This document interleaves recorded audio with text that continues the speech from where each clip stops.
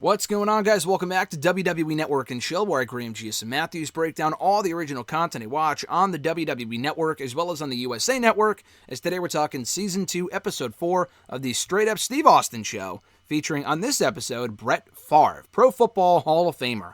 So obviously, I don't know a lot about football, but I do know who Brett Favre is, and the timing of this episode was perfect. They took a week off last week, which I'm not sure why, but they probably did it for this reason, with the Super Bowl being on Sunday. So you had the Super Bowl on Sunday. People obviously want more football, anything football related, and then they drop this the very next day. So I thought that was very smart timing on their part to drop this right after the Super Bowl.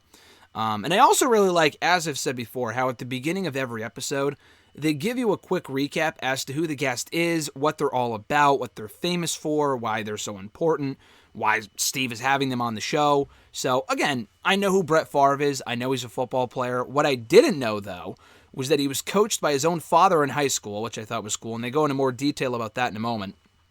And they bring up how he owned every passing record in the NFL, won 3 consecutive MVP awards, 1 Super Bowl win to his credit, and is a Pro Football Hall of Famer. I thought that was pretty cool. So Steve says at the very beginning of the episode that it's a dream come true for Steve to have Brett Favre in his car riding around on his show. He says that he enjoys that very much. It's obviously still very cool for Steve, which is awesome. But Favre talks about how he likes being outdoors. He's always liked being outdoors. His dad was a truck guy, and how he graduated with 100 people in high school. And he has an older brother, a younger brother, and a younger sister.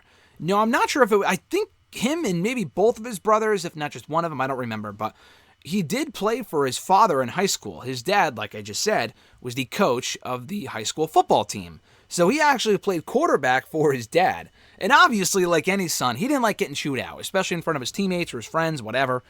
But he did use that as motivation. It drove him in a positive way to not make those same mistakes again and to only get better.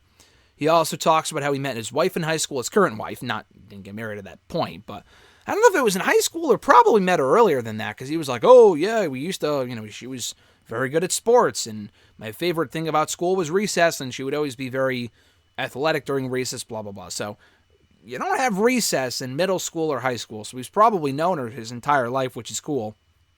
And he said they had their first kid at the age of 19. He was 19. I think the wife was 20 at the time, so she's a year older.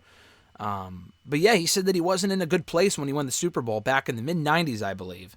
And he had to go to rehab for it. And his wife, he praises her, saying that she has stuck with him through the good and the bad, which is really cool. And he thought he could control his addictions. I think it was to opioids. I thought it might have been an alcoholic thing, but an alcohol thing. But I'm pretty sure it was like opioids and stuff like that. THC, he mentioned at one point of the episode later on. He thought he could moderate it and still be able to do it. Obviously, he couldn't. He had to go to rehab for it, as I mentioned. Spent 73 days in rehab. And then ended up coming out of it a better person, which is cool. He shares some hunting stories and talked about how his dad told him when he was the coach of the football team that he was no more important than the people around him. So he took that advice and ran with it for the rest of his career. So then we see him and Steve shooting at a Sasquatch. And no, it's not an actual real Sasquatch, thankfully, so no animals were harmed in the making of this show. Rather, it's like this statue. It's not even a blow-up thing. It's like a statue, and they have targets on them, and Brett Favre does far better than Steve does at shooting the Sasquatch with like a crossbow or something like that. Because they talk about hunting, and they share some hunting stories. And then they go fishing. And while they're fishing, he talks about, Brett does, about how he felt his most pressure during one of his least important games ever because of his dad. And how, because of that, he didn't even really feel a lot of pressure during the freaking Super Bowl. But again, he knew how to handle that pressure, how to conquer it, and it was because of the pressure that he felt at the high school level. And then Steve asks him, would you ever coach? And he said, I might coach, but never at the pro level, just because he likes his free time. He did coach high school football for like 2 years, and he shares some stories about that. And then Steve asks him when they go out for drinks a little later on in the episode, who came up with the gunslinger nickname for you? The gunslinger nickname. He said he didn't come up with it. He doesn't cite exactly where it kind of originated, but he feels that it fits. He kind of compares himself to Baker Mayfield, people like that, and how he's kind of doesn't toot his horn too much, but he does kind of praise his own accolades and how good he is and whatever, how he's kind of a rare breed type of thing. Then he shares a story about like Wrangler jeans, and I don't know if there's something more to that, and how someone tackled him and they asked him, hey, where can I get a pair of Wrangler jeans? Or what? Can you hook me up with a pair? Or something along those lines. I don't know. He must have been the poster child or was in commercials for it. I wasn't sure what the tie was there. And then Steve asks him, did you like to keep the locker room light and, not really, on edge and whatever? And then before Brett can answer, he busts out, you hear a fart noise. You hear a couple of fart noises. And Steve kind of just no-sells it because he's not exactly sure where it's coming from. And then Brett pulls out a recorder that had the fart noises on it. And he's like, I hope that would answer your question because I always keep them laughing, always keep it light in the locker room. He never wanted to infringe on someone else's territory. So if someone's way of getting ready for a game was just listening to music or looking out the window at the crowd or whatever, he would just let them do their thing. But he personally would always keep it humorous and keep people laughing to kind of ease their nerves before a big game, which is cool. And then he said he's a Packer for life. He was with the Packers from, I believe, 92 through 2007, so that's a really long time. That's 15 years right there. He never thought he would go to Minnesota, but when he went to Minnesota, it was his best year in 20 years, so he was glad that he ended up going there. And he also mentioned that the equipment guy at the Packers was a huge Stone Cold fan. Brett mentioned that, so I thought that was funny. And then at the very end of the episode, Steve catches a pass from Brett fucking Favre. And you could tell it was like a bucket list item for him. And why wouldn't it be? I mean, I'm not even a football fan. And even I would think that's cool. So, and Brett's like laughing it off. He's like, wow, that's great. Because Steve's reaction was priceless. He catches the pass. He doesn't drop it. Doesn't fumble it. He catches it.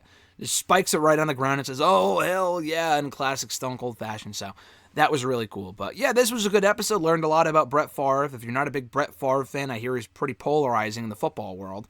From what I understand, I might be wrong on that, but, for what it was, though, I thought this was a good episode. And the timing, as I said, was perfect coming off the Super Bowl. So, in the coming weeks, I think they have Steve-O next week, next Monday after Raw.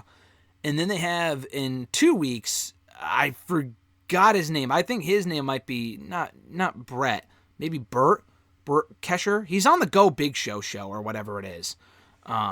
The Go Big Show, not Big Show. That's the Big Show. That's the Big Show. That's the Go Big Show. That's two totally different things.